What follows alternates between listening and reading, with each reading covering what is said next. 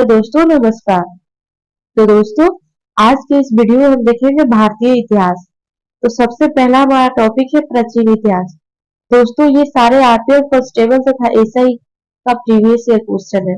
तो चलिए शुरू करते हैं। तो हमारा सबसे पहला क्वेश्चन है, बुद्ध को निम्न में से किस स्थान पर ज्ञान की प्राप्ति हुई थी? सही उत्तर होगा ऑप्शन डी, बोध गया। और इसकी व्याख्या, बुद्ध को ज्ञान की प्राप्ति बोध गया नामक स्थान पर हुई। बोध गया भारत के बिहार राज्य में स्थित है। बुद्ध को गौतम बुद्ध के नाम से जाना जाता है। इन्होंने बौद्ध धर्म की स्थापना की थी। बोध गया में ज्ञान प्राप्ति के बाद बुद्ध ने पहला उपदेश सारनाथ में दिया था। इस घटना को धर्म चक्र प्रवर्तन के नाम से जाना जाता है। गौतम बुद्ध का जन्म वर्ष 563 ईसा पूर्व में लुम्बिनी कपिलवस्तु नेपाल में हुआ था। गौतम बुद्ध की मृत्यु महापरिनिर्वाण वर्ष 483 ईस्वी में कुशीनगर उत्तर प्रदेश में हुई थी।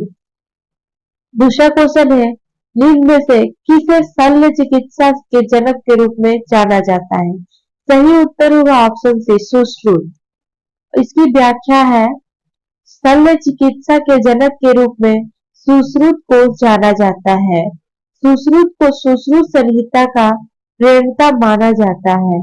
सुश्रुत के आचार्य धर्मांतरित थे। सुश्रुत ने शल्य चिकित्सा के साथ साथ आयुर्वेद के क्षेत्र में भी काम किया था।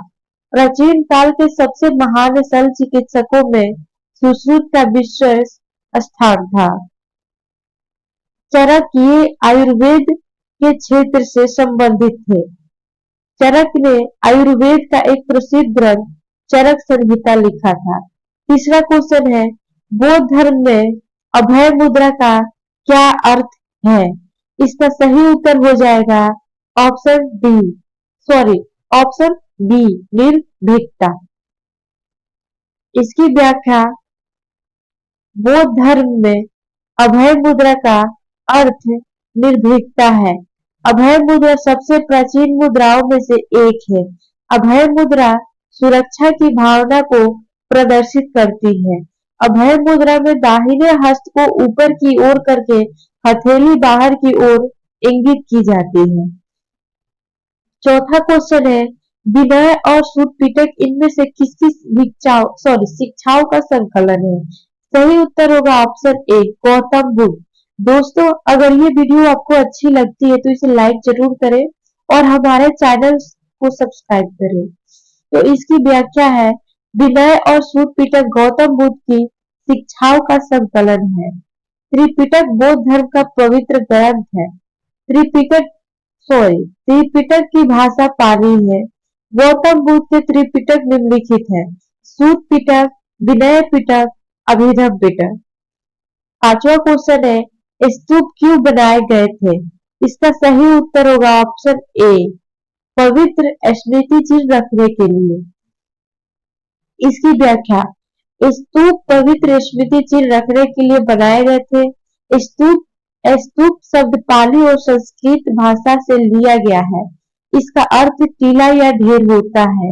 स्तूप किसी व्यक्ति की चिता, समाधि तथा उसके अवशेषों पर निर्मित एक स्मृति स्वरूप अर्ध आकार का टीला या ढेर होता था।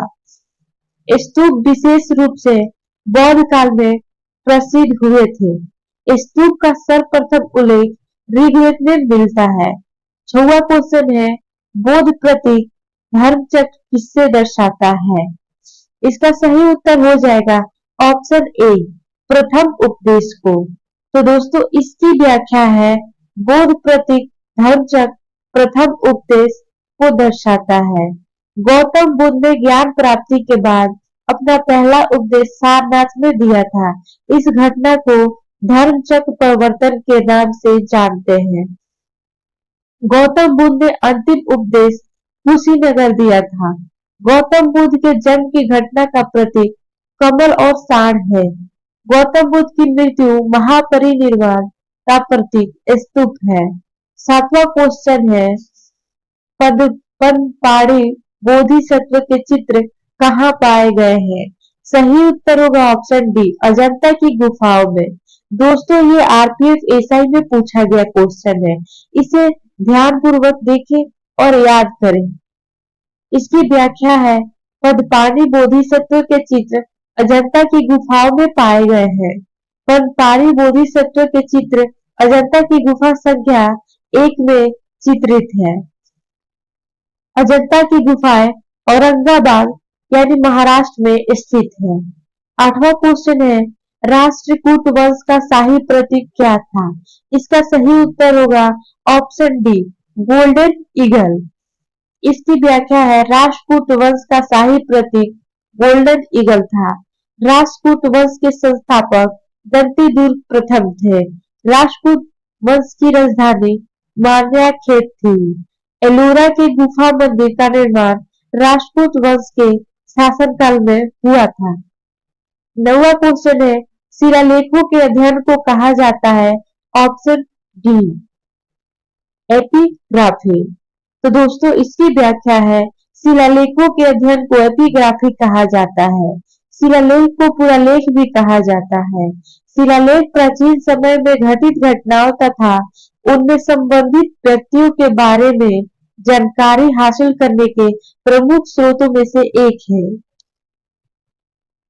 दोस्तों हमारा 11वां क्वेश्चन होगा, 10वां क्वेश्चन है, निम्नलिखित में से कौन सा मानव गतिविधियों एवं सभ्यता के प्राक ऐतिहासिक काल का सही कालानुक्रम है?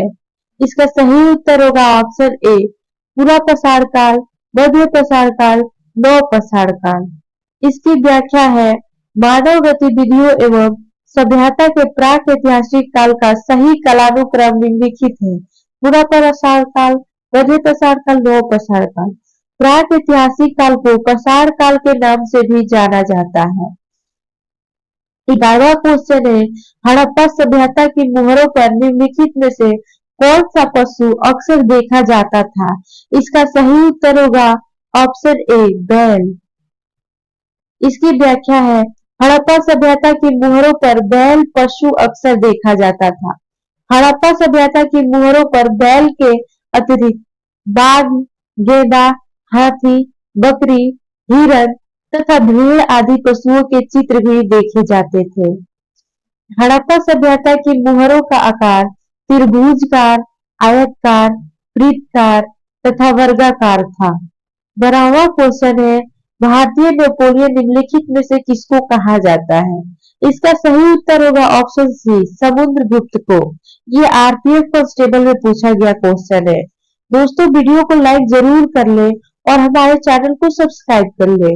दोस्तों इसकी व्याख्या है, समुद्रगुप्त को भारत के नेपोलियन के नाम से जाना जाता है। समुद्रगुप्त भारत के सबसे महान शासकों में से एक थे।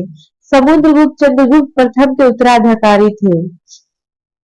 समुद्रगुप्त के शासन काल को सांस्कृतिक तथा राजनीतिक दृष्टि से गुप्त वंश के साम्राज्य का उत्कर्ष काल माना जाता है। समुद्रगुप्त के साम्राज्य की राजधानी पाटलिपुत्र थी। समुद्रगुप्त ने अपने साम्राज्य विस्तार के लिए दोहरी नीति अपनाई थी। समुद्रगुप्त को भारत के नेपोलियन की संज्ञा प्रसिद्ध इतिहासकार विंसेंट अर्थात स्मिथ द्वारा दी गई थी। 13वां क्वेश्चन है, पल्लव राजवंश का संस्थापक कौन था? इसका सही उत्तर हो जाएगा ऑप्शन ए, सिंह विष्णु। इसकी व्याख्या है, पल्लव राजवंश का संस्थापक सिंह विष्णु था। पल्लव राजवंश दक्षिण भारत का एक प्रसिद्ध राजवंश था। पल्लव राजवंश की राजधानी कांचीपुरम थी। नंदीवर्मन तथा महेंद्र वर्मन पल्लव राजवंश के प्रमुख शासक थे। सिंह विष्णु को अवनी सिंह के नाम से भी जाना जाता है। 14वां क्वेश्चन है, निम्नलिखित धर्मों में से किस धर्म से दिलवाड़ मंदिर संबंधित है? इसका सही उत्तर हो जाएगा ऑप्शन सी, जैन धर्म से। तो दोस्तों इसकी व्याख्या है, दिलवाड़ मंदिर जैन धर्म से संबंधित है। दिलवाड़ा मंदिर राजस्थान राज्य के सिरोही जनपद के माउंट आबू पर स्थित है। दिलवाड़ा मंदिर 5 मंदिरों का एक समूह है। दिलवाड़ा मंदिर का निर्माण 11वीं से 13वीं शताब्दी के मध्य हुआ था। दिलवाड़ा मंदिर का निर्माण चालुक्य राजवंश के शासनकाल में हुआ था। 15वां क्वेश्चन है, निम्नलिखित में से कौन बुद्ध के सिद्धांत से संबंधित है? इसका सही उत्तर हो जाएगा ऑप्शन बी, अभिधम पिटक। ये भी आरपीएफ एसआई में पूछा गया क्वेश्चन है। तो दोस्तों इसकी व्याख्या है, अभिधम पिटक बुद्ध के सिद्धांतों से संबंधित है। अभिधम पिटक बुद्ध के त्रिपिटक में से एक है। अभिधम पिटक बुद्ध के सिद्धांतों का एक व्यापक रूपी विद्वतापूर्ण सारांश व विश्लेषण है। यह थेरवाद बौद्ध धर्म का अभिन्न अंग है। 16वां क्वेश्चन है, सिंधु घाटी सभ्यता का सबसे पहला खोजा गया स्थल कौन सा था? इसका सही उत्तर हो जाएगा ऑप्शन डी, हड़प्पा। तो दोस्तों इसकी व्याख्या है, हड़प्पा सिंधु घाटी सभ्यता का सबसे पहला खोजा गया स्थल हड़प्पा था। हड़प्पा स्थल की खोज वर्ष 1921 ईस्वी में राय बहादुर दयाराम साहनी ने की थी।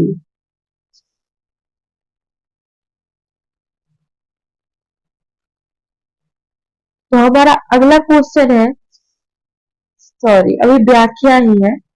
हड़प्पा स्थल रावी नदी के तट पर स्थित है। मोहनजोदड़ो इसका शाब्दिक अर्थ है। मोहनजोदड़ो का शाब्दिक अर्थ मृतकों का टीला होता है।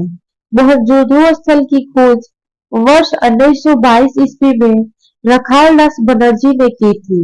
मोहनजोदड़ो स्थल सिंधु नदी के तट पर स्थित है। और लोथल लोथल स्थल की खोज वर्ष 1954 ईस्वी में डॉक्टर एस आर राव ने की थी। लोथल सिंधु घाटी सभ्यता का महत्वपूर्ण बंदरगाह था। लोथल स्थल भोगवा नदी के तट पर स्थित है। कालीबंगन स्थल की खोज अमलानंद घोष ने की थी। कालीबंगन कालीबंगन के स्थल के उत्खनन का श्रेय बीके थापर तथा बीबी लाल को जाता है। कालीबंगन घग्गर नदी के तट पर स्थित है। 17वां क्वेश्चन है, प्रसिद्ध उत्तरामेर शिलालेख किस राजवंश से संबंधित है? सही उत्तर हो जाएगा ऑप्शन बी, चोल वंश से। तो दोस्तों इसकी व्याख्या है, प्रसिद्ध उत्तरामेर शिलालेख चोल राजवंश से संबंधित है। चोल राजवंश दक्षिण भारत का एक प्रमुख राजवंश था। इस अभिलेख के माध्यम से चोलकालीन ग्राम्य प्रशासन तथा कर व्यवस्था की जानकारी प्राप्त होती है। 18वां क्वेश्चन है, सिंधु सभ्यता के इनमें से किस स्थल से जलाशयों के साक्ष्य मिले हैं? सही उत्तर होगा ऑप्शन बी, धौलावीरा। सिंधु सभ्यता के धौलावीरा स्थल से जलाशयों के साक्ष्य मिले हैं। धौलावीरा स्थल गुजरात राज्य में स्थित है। धौलावीरा स्थल की खोज वर्ष 1967 से 68 ईस्वी में जेपीजे जोशी ने की थी। कालीबंगा इस स्थल से जूते हुए खेत के साक्ष्य मिले हैं। यह स्थल राजस्थान राज्य में स्थित है। कोट दीजिए, इस स्थल में कांसे की चपटे फलक वाली कुल्हाड़ी के साक्ष्य मिले हैं। यह स्थल पाकिस्तान देश के सिंध राज्य में स्थित है। लोथल इस स्थल से 3 युगल समाधियों के साक्ष्य मिले हैं। यह स्थल गुजरात राज्य में स्थित है। 19वां क्वेश्चन है, मोहनजोदड़ो नाम का अर्थ किस भाषा में मुर्दों का टीला है? इसका सही उत्तर हो जाएगा ऑप्शन डी। तो इसका सही उत्तर है ऑप्शन डी, सिंधी। तो दोस्तों इसकी व्याख्या है, मोहनजोदड़ो का अर्थ सिंधी भाषा में मुर्दों का टीला है। मोहनजोदड़ो को सिंधु घाटी सभ्यता का सबसे बड़ा स्थल माना जाता है। वर्तमान में मोहनजोदड़ो की स्थिति पाकिस्तान के सिंध राज्य में है। मोहनजोदड़ो से विशाल स्नानघर के अवशेष मिले हैं। मोहनजोदड़ो सिंधु नदी के तट पर स्थित है। प्राचीन काल में 20वां क्वेश्चन है, प्राचीन काल में अवध को किस नाम से जाना जाता है? इसका सही उत्तर हो जाएगा ऑप्शन ए, कोशल। कोशल नाम से जाना जाता है।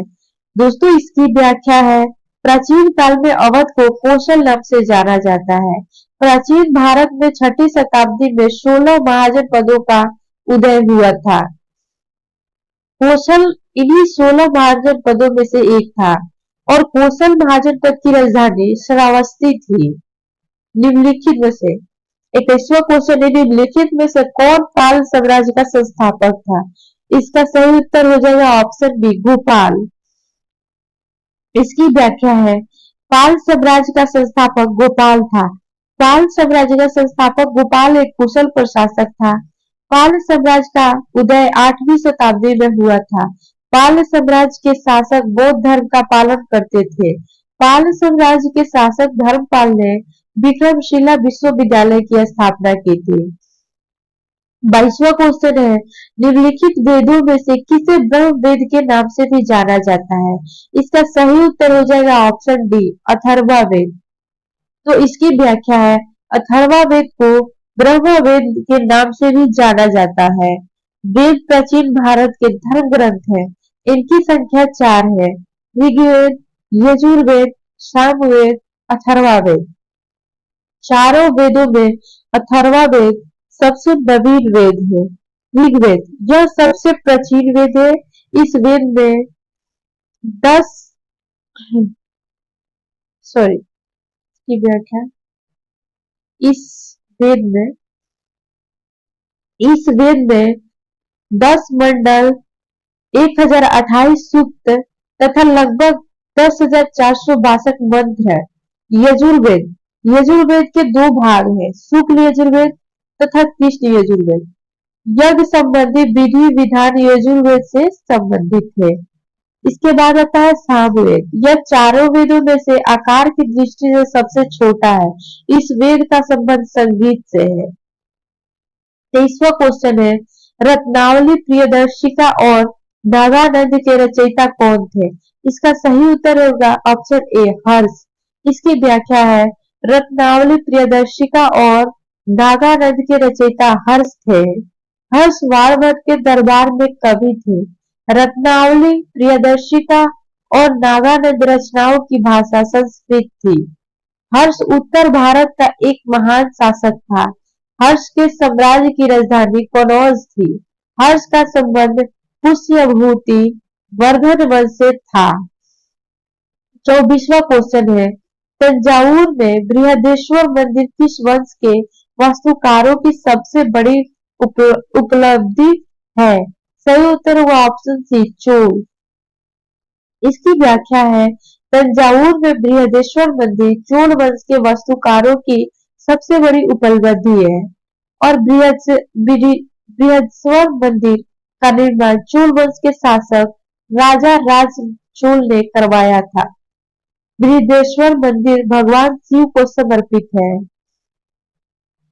तंजावुर में स्थित बृहदेश्वर मंदिर को चोल शासक राजा राज चोल के नाम पर राजा राजेश्वर मंदिर का नाम भी दिया गया।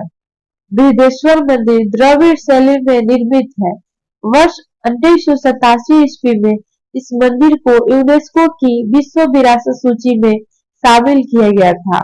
25वां क्वेश्चन होगा, जैन धर्म के अंतिम तीर्थंकर कौन रहे? Option A, Mahavir Swami.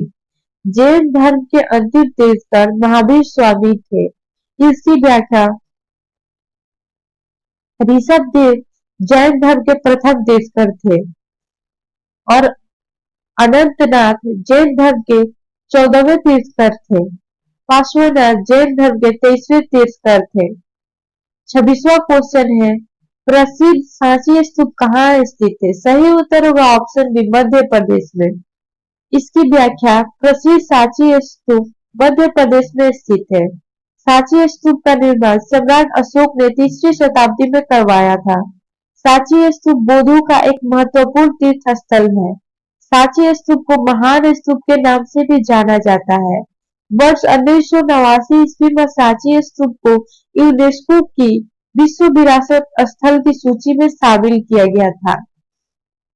27वां question है, चीनी यात्री फाहियान में शासनकाल के दौरान भारत का दौरा किसने किया था? सही उत्तर होगा ऑप्शन सी, चंद्रगुप्त द्वितीय ने। दोस्तों इसकी व्याख्या है, चीनी यात्री फाहियान ने चंद्रगुप्त द्वितीय के शासनकाल के दौरान भारत का दौरा किया था। बौद्ध धर्म व उसके ग्रंथों के बारे में अध्ययन करने के उद्देश्य से फाहियान ने भारत के अतिरिक्त कई एशियाई देशों की यात्रा की थी। अपनी भारत यात्रा के दौरान फाहियान ने 3 वर्षों तक पाटलिपुत्र, वर्तमान पटना में संस्कृत विषय का अध्ययन किया था। 28वां क्वेश्चन है, जैन मठ संस्थानों को क्या कहा जाता है? सही उत्तर होगा ऑप्शन डी, वसादिश। तो इसकी व्याख्या है, जैन मठ संस्थानों को वसादिश कहा जाता है। वसादिश जैन धर्म के अनुयायियों के लिए पूजा का स्थान होता है। यह मुख्यतः कर्नाटक राज्य में स्थित है। वसादिश जैन धर्म में हुए तीर्थंकर के मंदिर होते हैं। 29वां क्वेश्चन है, निम्नलिखित विकल्पों में से गलत जोड़ी का चयन करें। तो दोस्तों इसमें बताना है किसका संबंध किस वंश से था। तो इसका सही उत्तर हो जाएगा ऑप्शन बी, बिंबिसार का संबंध गुप्त वंश से था। तो इसकी व्याख्या है, चंद्रगुप्त का संबंध मौर्य वंश से है, राजा का संबंध चोल वंश से है, कनिष्क का संबंध कुषाण वंश से है। हमारा तीसरा क्वेश्चन हो जाएगा, हमारा तीसरा क्वेश्चन हो जाएगा, भारत में वैदिक काल की अवधि कब तक चली? इसका सही उत्तर है ऑप्शन ए, 1500 से 600 ईसा पूर्व तक। इसकी व्याख्या है, भारत में वैदिक काल की अवधि वर्ष 1500 से 600 ईसा पूर्व तक चली। वैदिक काल को वैदिक युग भी कहा जाता है। भारत में वैदिक काल की शुरुआत सिंधु घाटी सभ्यता के बाद हुई थी। वैदिक काल के 2 भागों में बांटा गया है। वैदिक काल को 2 भागों में बांटा जाता है, एक पूर्व वैदिक काल और दूसरा वैदिक काल, उत्तर वैदिक काल। पूर्व वैदिक काल की अवधि 1500 से 1000 ईसा पूर्व तक था और उत्तर वैदिक काल की अवधि 1000 से 600 ईसा पूर्व तक था। 31वां क्वेश्चन है, आर्य संस्कृति के सर्वोच्च काल में गंगा घाटी के जनपद जो संख्या में डैश थे, महाजन पद बन गए थे। इसका सही उत्तर होगा ऑप्शन सी, 16 महाजन पद बन गए थे। तो दोस्तों इसकी व्याख्या है, आर्य संस्कृति के सर्वोच्च काल में गंगा घाटी के जनपद जो संख्या में 16 थे, महाजन पद बन गए थे। प्राचीन भारत में 16 महाजन पदों का उद्भव 6ठी शताब्दी के दौरान हुआ था। प्राचीन भारत के इन 16 महाजनों पदों के बारे में जानकारी का स्रोत बौद्ध धर्म का ग्रंथ अंगुत्तर निकाय है। प्राचीन भारत के 16 महाजन पद निम्नलिखित है। तो इसके नाम है अंग, मगध, काशी, वजी, वत्स, अवंती, कोसल, पांचाल, मल, कुरु, चेदी, कोपच और मत्स्य, सुरसेन, कंधार, अश्व। तो दोस्तों ये था 16 महाजनपद। अब 32वां क्वेश्चन है, 6वीं शताब्दी ईसा पूर्व के प्रारंभ में भगवान महावीर का जन्म निम्नलिखित में से किस स्थल पर हुआ? इसका सही उत्तर हो जाएगा ऑप्शन सी, वैशाली में हुआ। इसकी व्याख्या है, 6ठी शताब्दी ईसा पूर्व के प्रारंभ में भगवान महावीर का जन्म वर्ष 540 ईसा पूर्व कुंडग्राम वैशाली नामक स्थल पर हुआ था। भगवान महावीर स्वामी जैन धर्म के अंतिम तीर्थंकर थे। महावीर स्वामी की मृत्यु वर्ष 468 ईसा पूर्व में पावापुरी बिहार नामक स्थल पर हुई। 33वां क्वेश्चन, मिलिंद पंथों में बौद्ध धर्म से जुड़े सवालों का जवाब किसने दिया? सही उत्तर हो जाएगा ऑप्शन ए, नागसेन ने।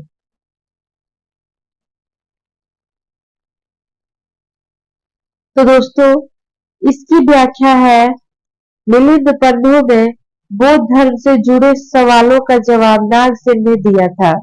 मिलिंद पंथो एक बौद्ध ग्रंथ है जो पाली भाषा में रचित है। इसमें मिलिंद तथा नागसेन के मध्य बौद्ध मत पर हुई वार्तालाप वर्णित है।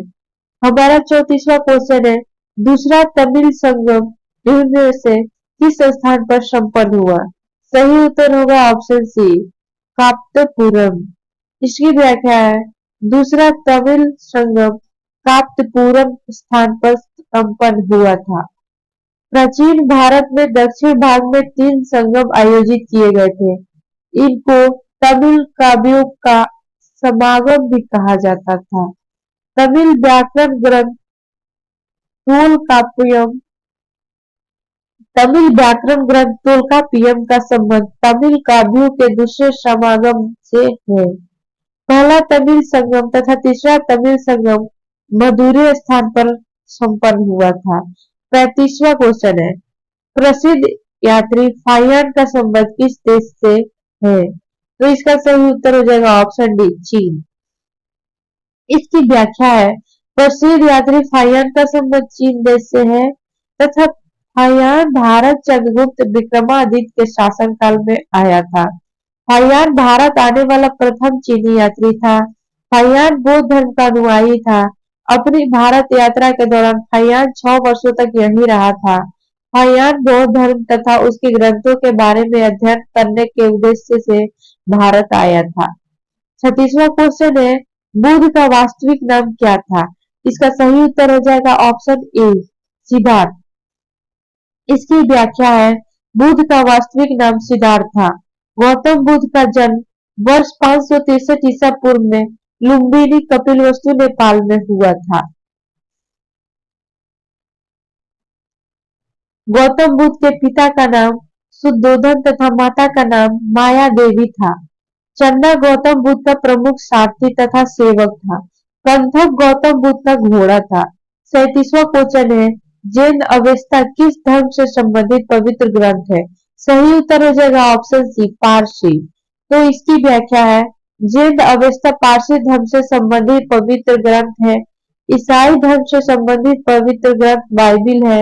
सिख धर्म से संबंधित पवित्र ग्रंथ गुरु ग्रंथ साहिब है। इस्लाम धर्म से संबंधित पवित्र ग्रंथ कुरान है। 38वां क्वेश्चन है, पार्श्वनाथ जो एक क्षत्रिय और बनारस के राजा अश्वसेन के पुत्र थे, वह कौन से जैन तीर्थंकर बने? इसका सही उत्तर हो जाएगा ऑप्शन सी, 23वें।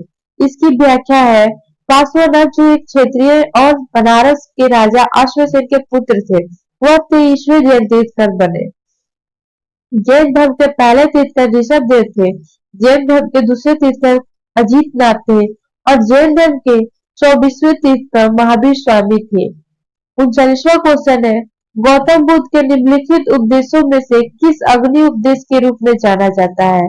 सही उत्तर हो जाएगा ऑप्शन बी, अधित पर्याय सूत्र। इसकी व्याख्या है, गौतम बुद्ध के आदित्य पर्याय सूत्र उपदेश को अग्नि उपदेश के रूप में जाना जाता है। इस उपदेश में गौतम बुद्ध ने इंद्रियों तथा मन से और वैराग्य के माध्यम से दुख से मुक्ति का उपाय बताया है। 40वां क्वेश्चन है, बुद्ध चरित नामक महाकाव्य किसने लिखा था? इसका सही उत्तर हो जाएगा ऑप्शन डी, अश्वघोष ने। इसकी व्याख्या, बुद्ध चरित नामक महाकाव्य अश्वघोष ने लिखा था। अश्वघोष कनिष्क के दरबार में राजकवि थे। अश्वघोष ने सौंदर्यानंद काव्य की भी रचना की थी। नागार्जुन कनिष्क के समकालीन थे। नागार्जुन को माध्यमिक मत एवं शून्यवाद का प्रवर्तक माना जाता है।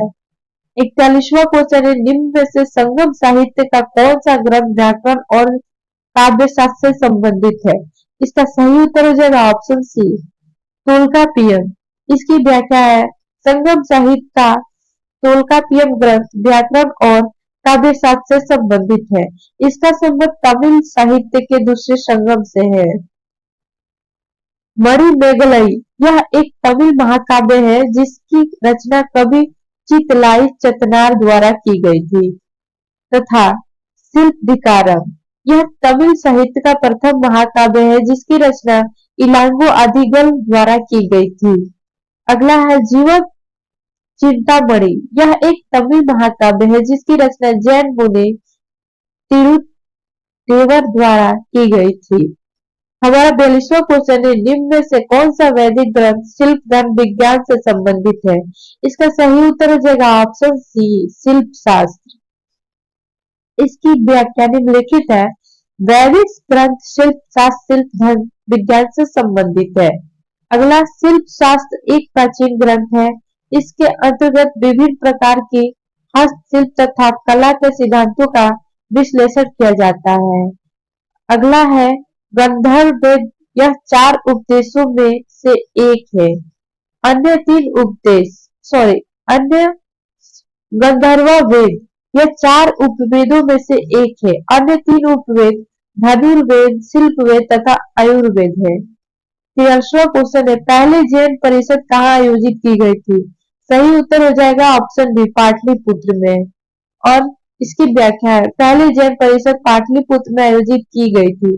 पहली जैन परिषद का आयोजन चंद्रगुप्त मौर्य के शासनकाल में तथा स्थूलभद्र की अध्यक्षता में वर्ष 300 ईसा पूर्व में हुआ था। दूसरी जैन परिषद वल्लभी में आयोजित की गई थी। दूसरी जैन परिषद का आयोजन देवर्षि क्षमा श्रमण की अध्यक्षता में वर्ष 512 ईसा पूर्व में हुआ था। 44वां क्वेश्चन है निम्नलिखित में से कौन सा महाकाव्य ऋषि वेद व्यास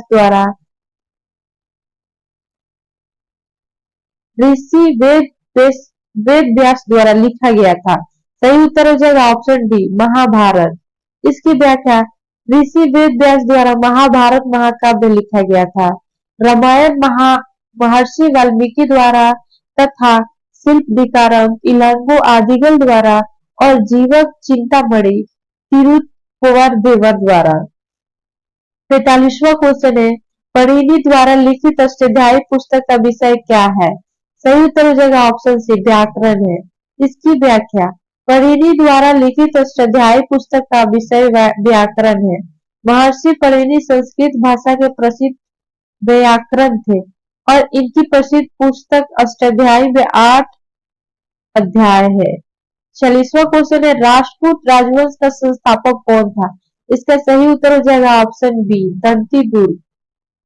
इसकी व्याख्या है राष्ट्रकूट राजवंश का संस्थापक दंतीदुर्ग था। दंतीदुर्ग प्रथम भी कहा जाता था। राष्ट्रकूट राजवंश का शासनकाल 6वीं से 13वीं शताब्दी तक था। राष्ट्रकूट राजवंश ने भारत के उत्तरी, दक्षिणी तथा मध्य भाग पर शासन किया था। 47वां क्वेश्चन हो जाएगा चंद्रगुप्त मौर्य का उत्तराधिकारी कौन था? इसका सही उत्तर हो जाएगा ऑप्शन बी बिंदुसार। इसकी व्याख्या है चंद्रगुप्त मौर्य का उत्तराधिकारी बिंदुसार था। चंद्रगुप्त मौर्य ने मौर्य साम्राज्य की स्थापना की थी। चंद्रगुप्त मौर्य के पुत्र का नाम बिंदुसार था। बिंदुसार के पुत्र का नाम अशोक था। बिंदुसार ने लगभग 27 वर्षों तक शासन किया था। बिंदुसार को अमित्रघात के नाम से भी जाना जाता है। 48वां क्वेश्चन है सारनाथ में सिंहन चतुर्भुज स्तंभ किसके द्वारा बनवाया गया है? इसका सही उत्तर हो जाएगा ऑप्शन सी सम्राट अशोक द्वारा बनवाया गया है। इसकी व्याख्या सारनाथ में सिंह चतुर्भुज स्तंभ सम्राट अशोक द्वारा बनवाया गया था। इस सिंह चतुर्भुज स्तंभ को भारतीय संविधान द्वारा भारत के राष्ट्रीय चिन्ह के रूप में अपनाया गया है। सिंह चतुर्भुज स्तंभ का निर्माण लगभग वर्ष 250 ईसा पूर्व में हुआ था। 49वां है कनिष्क किस वंश के महान राजा थे? सही उत्तर हो जाएगा ऑप्शन सी कुषाण। इसकी व्याख्या कनिष्क कुषाण वंश के महान राजा थे। कुषाण वंश का संस्थापक कुजल कडफिसेस था। कुषाण वंश के शासक कनिष्क के काल में गांधार कला का विकास सर्वाधिक हुआ था। 50वां क्वेश्चन है हड़प्पा सभ्यता के कस्बों को डैश पैटर्न में रखा गया था? ऑप्शन बी रेक्टेंगुलर ग्रिड के पैटर्न में रखा गया था। इसकी व्याख्या है हड़प्पा सभ्यता के कस्बों को रेक्टेंगुलर ग्रिड पैटर्न में रखा गया था। हड़प्पा सभ्यता को सिंधु घाटी सभ्यता के नाम से भी जाना जाता है। हड़प्पा सभ्यता अपने नगर नियोजन के लिए बहुत प्रसिद्ध थी। हड़प्पा सभ्यता के अंतर्गत ग्रिड पैटर्न में शहरों को कस्बों की सड़कें एक दूसरे को समकोण पर काटती थी। 51वां क्वेश्चन है महायान शब्द किस धर्म से संबंधित है? ऑप्शन बी बौद्ध धर्म से। इसकी व्याख्या महायान शब्द बौद्ध धर्म से संबंधित है। बौद्ध धर्म के 2 शाखाएं थी। हनियान संप्रदाय बौद्ध धर्म का प्राचीन रूप। हनियान संप्रदाय के लोग कर्म और धर्म में विश्वास करते थे। महायान संप्रदाय बौद्ध धर्म का नवीन रूप। महायान संप्रदाय के लोग परोपकार में विश्वास करते थे। चतुर्थ बौद्ध संगीत में बौद्ध धर्म को दो शाखाओं में विभाजित हो गया था। 52वां क्वेश्चन है, लोथल नामक प्राचीन हड़प्पा शहर किस राज्य में स्थित है? सही उत्तर हो जाएगा ऑप्शन सी, गुजरात में। इसकी व्याख्या, हड़प्पा का प्राचीन शहर लोथल भारत के गुजरात शहर में स्थित है, सॉरी राज्य में। लोथल को हड़प्पा सभ्यता का डाक यार्ड, जहाजों की गोदी भी कहा जाता है।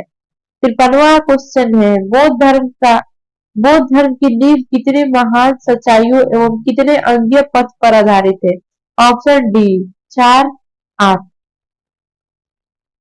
व्याख्या, बौद्ध धर्म का नींव 4 महान सच्चाइयों एवं 8 अंगीय पथ पर आधारित है।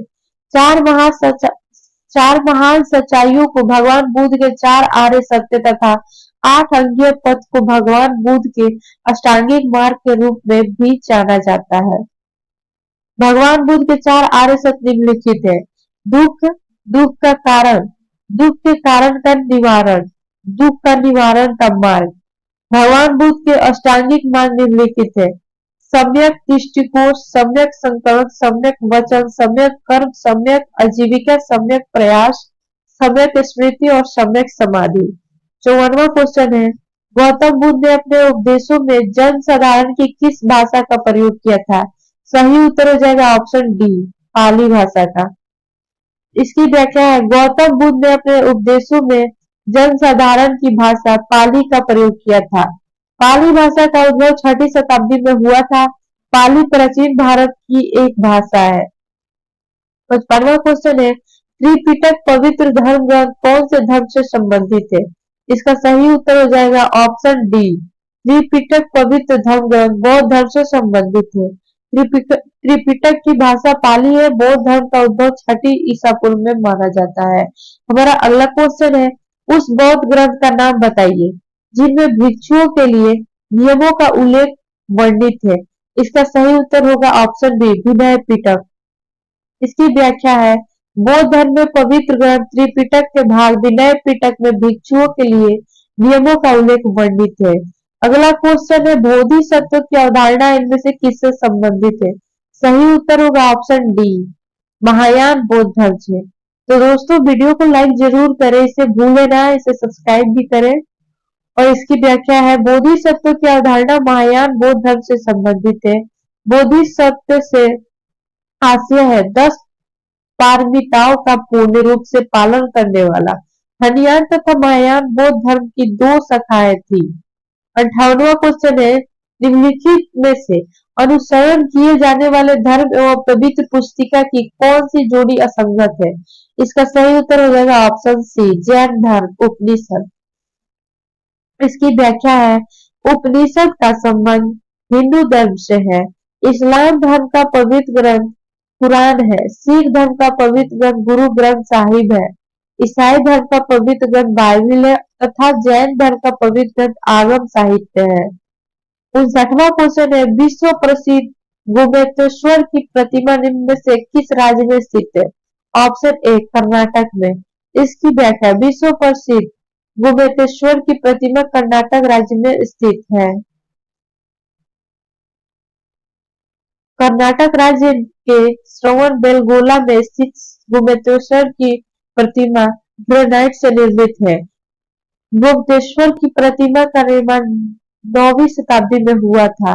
गोमतेश्वर की प्रतिमा जैन धर्म के प्रथम तीर्थंकर ऋषभ देव के पुत्र बाहुबली को समर्पित है। 60वां क्वेश्चन है, विक्रमशिला विश्वविद्यालय कहाँ स्थित है? ऑप्शन डी, बिहार में। तो दोस्तों इसकी व्याख्या है, विक्रमशिला विश्वविद्यालय बिहार राज्य में स्थित था। विक्रमशिला विश्वविद्यालय की स्थापना गोपाल वंश के शासक धर्मपाल ने की थी। विक्रमशिला विश्वविद्यालय भारत का एक महत्वपूर्ण शिक्षा केंद्र था। विक्रमशिला विश्वविद्यालय बिहार राज्य के भागलपुर जनपद में स्थित है। 12वीं शताब्दी के अंत में मुस्लिम आक्रमणकारी बख्तियार खिलजी द्वारा विक्रमशिला विश्वविद्यालय को नष्ट कर दिया गया था। तो दोस्तों आज के लिए बस इतना ही। 60 क्वेश्चन बहुत है दोस्तों। अगर वीडियो अच्छी लगी हो तो इसे लाइक जरूर करें और हमारे चैनल को सब्सक्राइब करें। धन्यवाद।